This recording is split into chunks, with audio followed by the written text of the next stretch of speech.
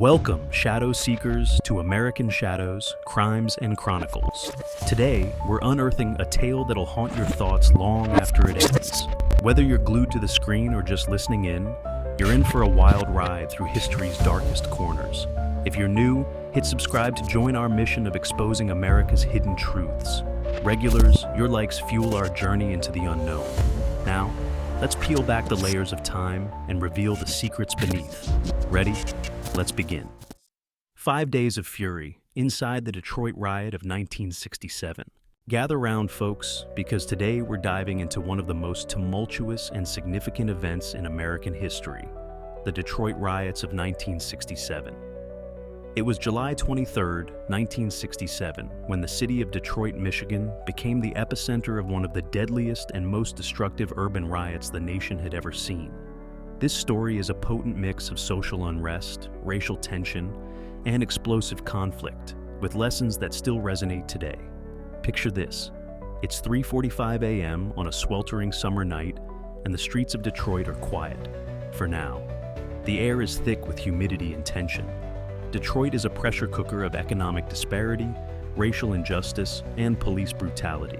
For years, African American residents had been subjected to systemic racism and economic marginalization. Housing discrimination, limited job opportunities, and heavy-handed policing created an environment ripe for conflict. On this fateful night, the spark that ignited the powder keg was a police raid on an unlicensed after-hours bar, known locally as a Blind Pig, located at the intersection of 12th Street and Claremont Avenue. The bar was hosting a party for returning Vietnam War veterans. As police begin to arrest the 85 people inside, a crowd gathers outside. The onlookers, mostly African Americans, frustrated by years of police harassment and brutality, start to jeer. Someone throws a bottle at a police officer. The crowd swells, tensions rise.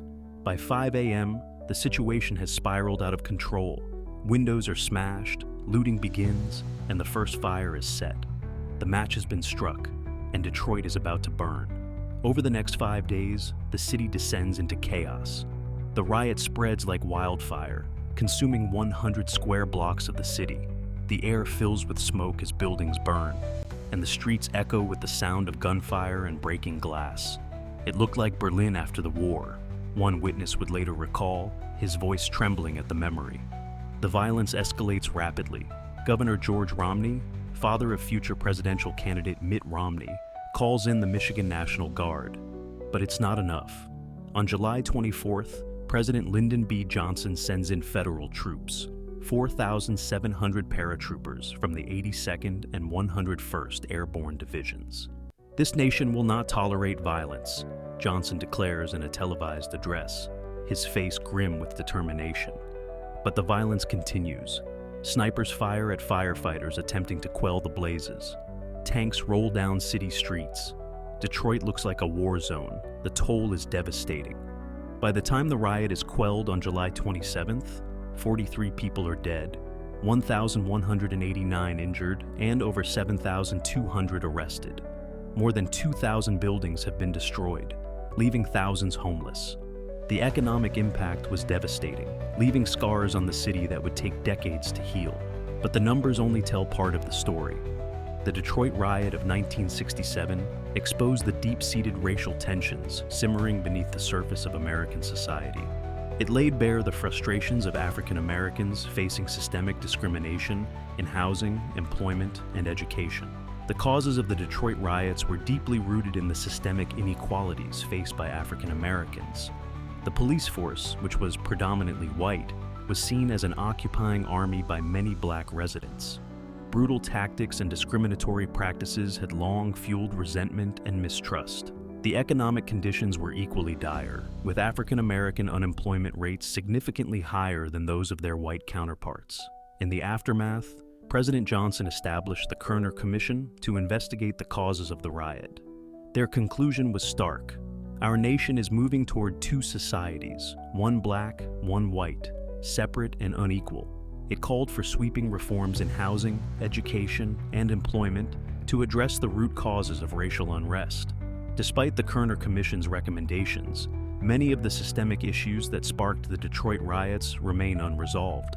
The riot also marked a turning point in the civil rights movement. For many, it signaled the death of Dr. Martin Luther King Jr., that his dream of nonviolent resistance. The Black Power movement gained momentum, and cities across America braced for more unrest. In addition to the immediate human and economic toll, the riots had long-lasting political and social consequences.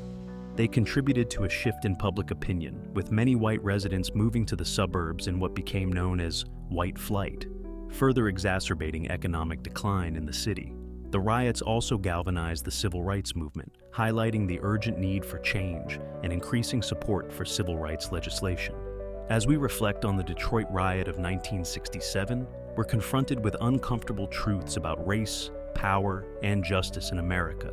The 5 days of violence were not just an explosion of anger, but a manifestation of decades of systemic inequality and neglect. This is American Shadows, where we delve into the darkest corners of our nation's past. The Detroit Riot serves as a stark reminder that the shadows of history are long, and their effects reverberate through generations. As we close this chapter, we're left to ponder, how far have we come since those 5 days in July 1967? And what sparks of discontent might still be smoldering in our cities today? Until next time, remember that understanding our past is crucial to shaping our future. Stay vigilant, stay informed, and never forget that the embers of history can reignite when we least expect it.